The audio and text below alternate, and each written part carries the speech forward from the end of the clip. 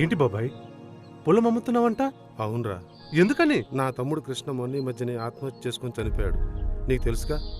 అవును బాబాయ్. శనగేస్తే నీరు లేక పంటలు ఎండిపోయాయి. చేసినప్పులు తీరవేమోనని వాడు భయపడ్డాడు.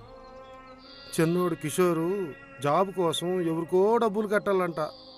ఏం చేయాలో అర్థం కావట్లేదురా. అందుకే పొలం అమ్ముదాం అనుకుంటున్నా. అయినా అమ్మలాంటి పొలాన్ని అమ్మడమేంటి బాబాయ్? ఇంకొన్ని రోజులు ఓపిక పట్టి బాబాయ్. నీ పొలానికే కాదు, మన నియోజకవర్గంలో ప్రతి ఎకరానికి నీరు అందుతుంది. ఎలారా? మన సురేంద్రన్న మన కళ్యాణ్ దుర్గం నుంచి పోటీకి నిలబడ్డాడు.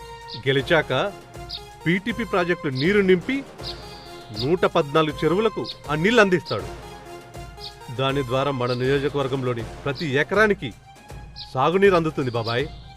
వ్యవసాయం పండగ అవుతుంది. నీలాంటి రైతులకి అండ అవుతాడు. కళ్యాణ్ దుర్గంలోని ప్రతి గడపకి రక్షాతోరణం అవుతాడు బాబాయ్. కష్టం తెలిసిన మనిషి మన సురేంద్రన్న మనకే కష్టం రాకుండా చూసుకుంటాడు బాబాయ్. గుర్తుందిగా? గుర్తుందిరా, సైకిల్ గుర్తు. మన నియోజకవర్గం అభివృద్ధి కోసం సైకిల్ గుర్తుకే ఓటు వేద్దాం. మన సురేంద్రన్ననే గెలిపించుకుందాం.